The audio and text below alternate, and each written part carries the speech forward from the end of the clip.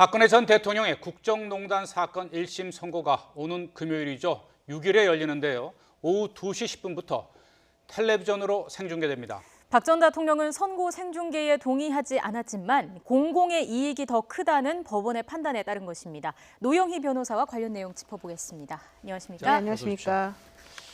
이 법원이 박 전 대통령의 1심 선고를 생중계하기로 결정을 했습니다. 근데 그 이유로 든 게 공공의 이익이라고 했는데 그게 어떤 의미입니까?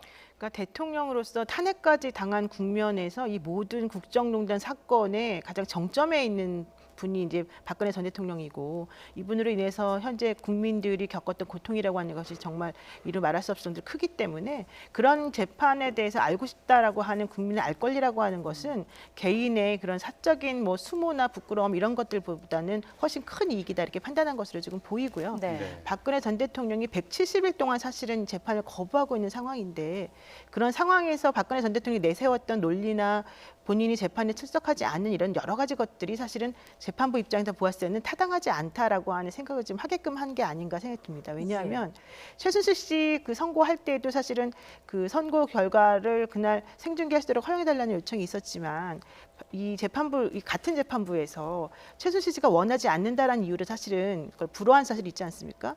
그 얘기는 최순실 씨의 죄책이 박근혜 전 대통령의 죄책보다 크지가 않고, 사실 이 사건을 만들어낸 그 시발점이라고 생각할 수도 있는 것인데도 불구하고 박근혜 전 대통령하고는 대조적으로 어쨌든 최순실 씨는 재판에 충분히 나오고 출석을 하고 본인의 의사를 정확히 밝혔지 않습니까? 네. 그런 것들이 조금 더 영향을 미치지 않았을까 이렇게 좀 생각을 하는 거죠. 그래서. 네.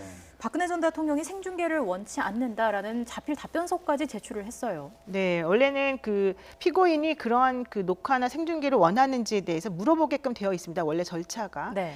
그런 것들에 대해서 박근혜 전 대통령이 이례적으로 본인이 자필로 또 답변서까지 써서 원하지 않는다라는 걸 이제 내보냈는데, 그것은 공익적인 측면이나 국가 전체적인 이익을 보기보다는 본인의 개인적인 그런 감정이나 본인의 개인적인 그런 원함 이런 것들에 좀 더 치중해서 이런 모든 것들을 판단하고 있다는 또 하나의 기준이 될 수 있고 생각을 네. 해볼 수 있는 부분이어서 좀 씁쓸한 부분이기도 했습니다.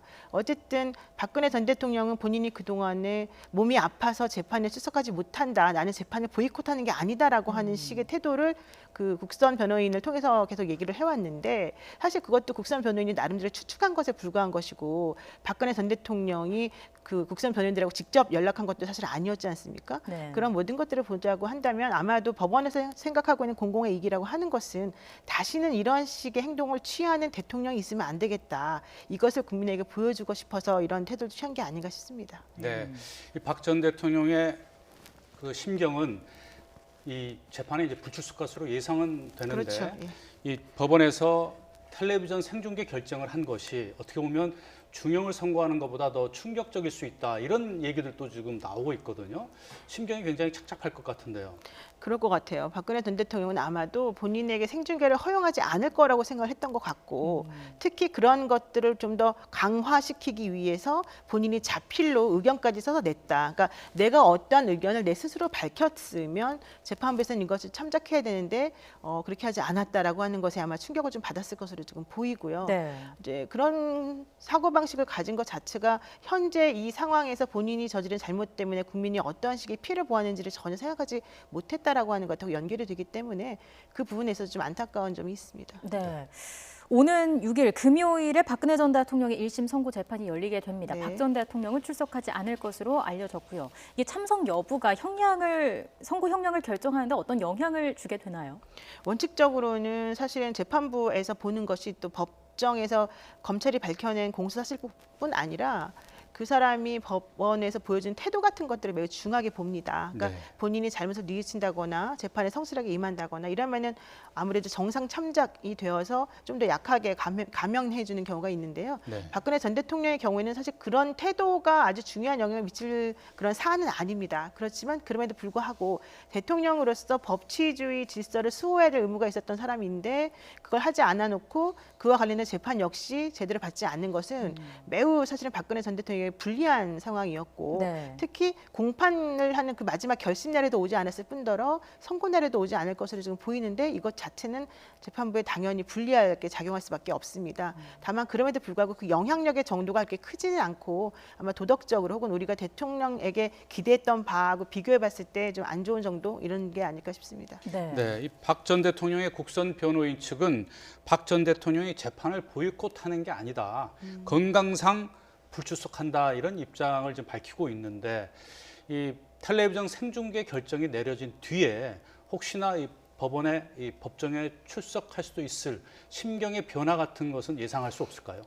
근데 사실은 좀 그 두 가지 부분이 있는데요. 이번 재판이 사실은 현재 박근혜 전 대통령이 받고 있는 두 가지 재판 중에 한 가지 재판입니다. 근데 그 한 가지 재판이라고 하는 것은 정치 보복을 주장함에 충분한 정도의 내용이 들어있는 재판이고 나머지 한 재판은 국정원으로부터 특활비를 수수해서 본인이 개인적으로 썼다는 내용이기 때문에 사실은 상당히 약간 파렴치한 범죄로 좀 여겨지는 부분이거든요. 사적인 이익을 취한 부분이 있기 때문에 그렇다고 한다면 그 지금 현재 벌어지고 있는 이 재판은 본인이 사적으로 이익을 취하지 않았다는 점을 강조할 수 있는 사실은 정치보복이라고 주장할 수 있는 마지막 재판이 된다는 거거든요. 네. 그렇기 때문에 사실은 이 재판에 본인이 나오지 않아야지만 정치투쟁이라고 하는 것이 모양을 갖추는 셈이 돼요. 그래서 그동안에 나오지 않았는데 갑자기 선고날 나온다? 이건 사실은 본인이 그동안 주장해왔던 재판에 대한 믿음에 깨졌다는 것을 오히려 그 번복하는 셈이 되기 때문에 제가 보기엔 그렇게 하지 않을 것 같고 차라리 그것과 별개로 이 국정농단 관련 중에서 특히 국정원 뇌물수수 관련된 재판에 대해서는 오히려 국정원장도 만나서 적극적으로 본인 의사를 지금 타진하고 있거든요. 네. 그 얘기는 아마 그쪽 재판에서는 조금 본인이 재판에 나올 가능성도 있지 않을까 뭐 이런 생각을 해보는 거죠. 예. 네.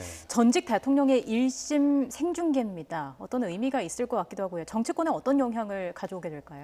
사실은 이제 하급심에서 물론 이제 재판 과정이 공개적으로 녹화가 되거나 뭐 생중이 되는 건 아니지만 그 선고가 내려지는 그 순간이 우리들에게 이제 생생하게 중계된다는 것 자체가 가진 의미가 상당히 크고요. 네. 특히 이것은 지난번에 있었던 그 박근혜 전 대통령에 대한 탄핵 심판 결정에서 우리가 보았던 그런 그 재판의 마지막 모습하고 이제 비교가 돼서 더더욱 의미가 큽니다. 그래서 이제 대법원에서는 뭐 이런 식으로 재판의 그런 상황을 생중계하도록 허용한 경우가 예전에 있었었지만 이번 같이 하급심에서 인정한 경우가 없었는데 그 이유 중 그럼에도 불구하고 이번에 이것을 인정한 이유 중에 하나는 박근혜 전 대통령이라고 하는 그 분에 가지는 위치나 그분이 했었어야 될 의무 같은 것들이 막중하다라는 걸 의미하기 때문에 사실은 매우 불행한 일이긴 하지만 상징적인 의미가 있다고 보겠습니다. 네.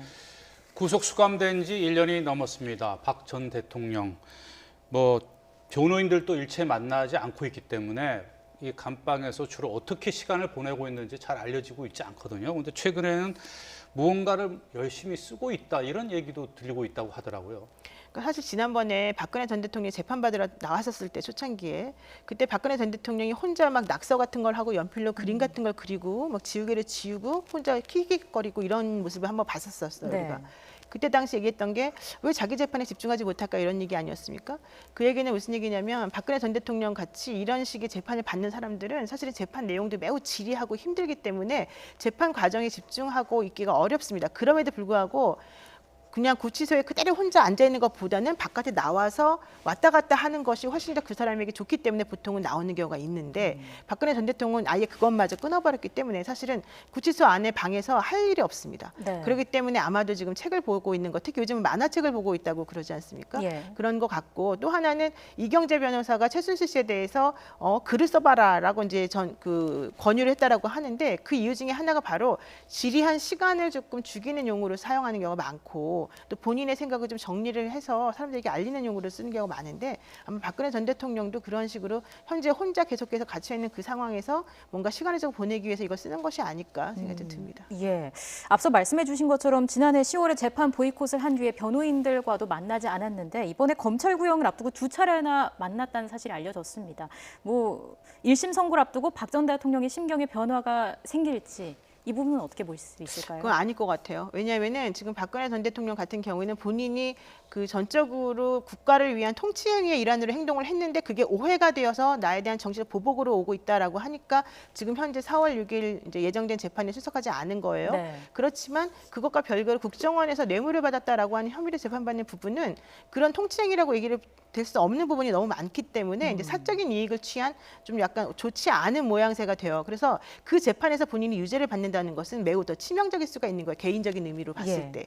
그렇기 때문에 그런 것들에 대비하기 위해서 국선 변호인이 이제 그쪽 국선 변호인이 요청한 것에 대해서는 답을 하고 있지만 현실적으로 또 하나는 유영하 변호사가 그동안 재판을 맡았을 때까지는 뇌물과 관련된 조사 같은 것들이 이루어지지 않았어요. 국정원 특활비 관련돼서. 그렇기 때문에 이 새롭게 맡은 국선 변호인들이 그쪽 변호를 하기 위해서는 자료가 너무 없어요. 네. 그래서 박근혜 전 대통령이 아마도 그런 것들에 대해서 좀 얘기해 주려고 만났던 것으로 보이는 거지. 네. 사실은 뭐 신경의 변화가 있었다거나 이렇게는 보이지 않습니다. 네. 이 텔레비전으로 생중계될 이 1심 선고 가장 관심을 끄는 것은 자 법원이 과연 형량을 어느 정도 내릴 것이냐 하는 거 아니겠습니까? 검찰이 징역 30년에 벌금 1,185억 원을 구형했는데 우리 변호사께서는 어떻게 전망하십니까? 제가 봤을 때는 벌금형도 최순실 씨에 대해서 1심 선고됐던 그것하고 비슷하게 좀 줄어들 가능성이 있고요. 왜냐하면 같은 재판부이거든요. 네. 그래서 지금 1,800 뭐 몇십억 이렇게 되는 것은 사실은 이제 전체적인 그 기소액과 관련해서 2배 정도 되는 금액인데 그게 전부 다 인정되지는 않을 것이고 아마 최순실 씨한테 인정됐던 금액 정도가 아마 인정될 가능성이 높습니다. 그리고 또 하나는 최순실 씨에 대해서 이미 20년이라고 하는 형이 이제 선고가 된 바가 있기 때문에 25년에서 30년 사이에 박근혜 전 대통령에 대한 형이 선고될 가능성이 있다 이렇게 지금 보는 것이 일반적입니다. 왜냐하면 박근혜 전 대통령이 최순실 씨보다는 당연히 그 공무원의 지위를 남용한 죄가 더 크고 혐의 사실도 더 많을 뿐더러 국민이 주었던 권리를 사인과 나누어서 그 본인이 국정을 농단했던 죄가 훨씬 더 크기 때문이거든요. 네. 제가 봤을 때는 중형을 선고받을 것이고 25년에 30년 사이가 될 것이고 벌금 액수는 최순실 씨에 준하여 그렇게 선고될 것이다. 다만 최순실 씨에 대해서는 추징액이라고 하는 것이 있었었는데 네. 그것은 최순실 씨가 직접적으로 삼성그룹을 받은 돈이 있었기 때문이죠. 그렇지만 박근혜 전 대통령은 직접 이 사건과 관련해서 받은 게 없어요. 뇌물, 그러니까 나중에 국정원 사건에서 받은 게 있겠지만 그렇기 때문에 이 사건에서는 추징은 되지 않을 것으로 좀 보이는 거죠. 예. 이번 주 금요일에 1심 선고가 예정이 돼 있죠. 실시간으로 재판 과정을 지켜볼 수 있는 만큼 더 많은 이목이 집중될 것으로 예상됩니다.